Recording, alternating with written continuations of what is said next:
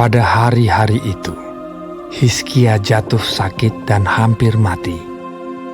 Lalu datanglah Nabi Yesaya bin Amos dan berkata kepadanya, "Beginilah firman Tuhan.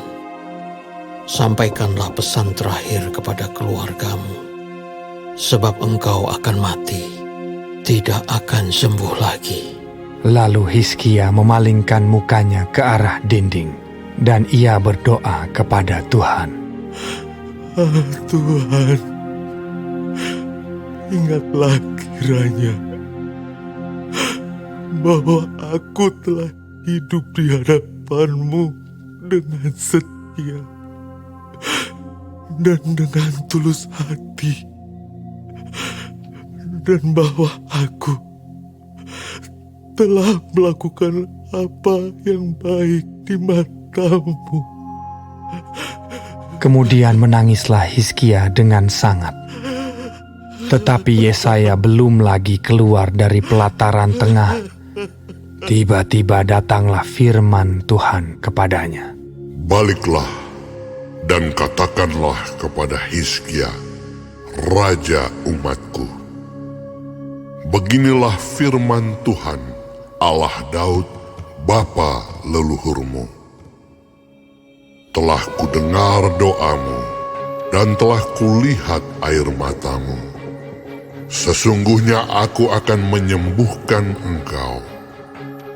Pada hari yang ketiga, engkau akan pergi ke rumah Tuhan. Aku akan memperpanjang hidupmu 15 tahun lagi, dan aku akan melepaskan engkau dan kota ini dari tangan Raja Asyur. Aku akan memagari kota ini oleh karena aku dan oleh karena Daud hambaku. Kemudian berkatalah Yesaya, "Ambillah sebuah kue ara." lalu orang mengambilnya dan ditaruh pada barah itu, maka sembuhlah ia. Sebelum itu, Hizkia telah berkata kepada Yesaya, Apakah yang akan menjadi tanda bahwa Tuhan akan menyembuhkan aku, dan bahwa aku akan pergi ke rumah Tuhan pada hari yang ketiga?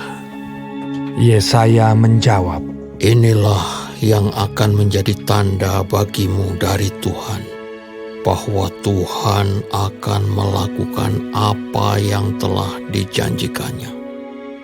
Akan majukah bayang-bayang itu 10 tapak, atau akan mundur 10 tapak?"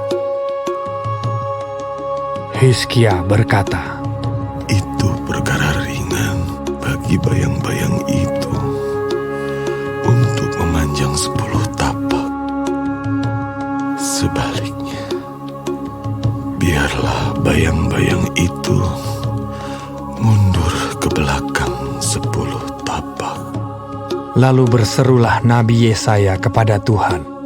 Maka dibuatnyalah bayang-bayang itu mundur ke belakang 10 tapak.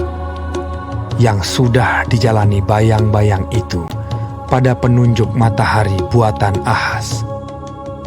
Pada waktu itu, Merodak Baladan bin Baladan, Raja Babel, menyuruh orang membawa surat dan pemberian kepada Hizkia, sebab telah didengarnya bahwa Hizkia sakit tadinya.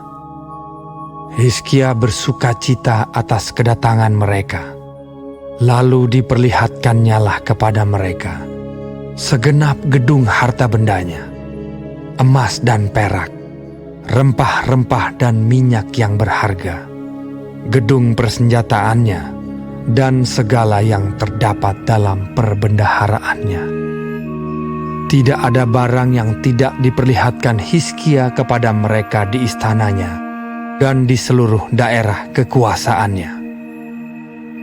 Kemudian datanglah Nabi Yesaya kepada Raja Hizkia dan bertanya kepadanya, "Apakah yang telah dikatakan orang-orang ini? Dan dari manakah mereka datang?" Jawab Hizkia, Mereka datang dari negeri yang jauh, dari Babel. Lalu tanyanya lagi. Apakah yang telah dilihat mereka di istanamu? Jawab Hizkia, Semua yang ada di istanaku telah mereka lihat. Tidak ada barang yang tidak kuperlihatkan kepada mereka di perbendaharaanku. Lalu Yesaya berkata kepada Hizkia, Dengarkanlah firman Tuhan.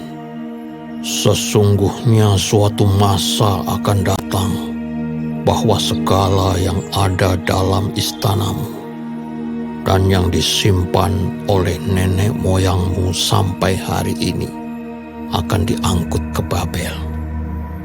Tidak ada barang yang akan ditinggalkan. Demikianlah firman Tuhan. Dan dari keturunanmu yang akan kau peroleh akan diambil orang untuk menjadi sida-sida di istana Raja Babel.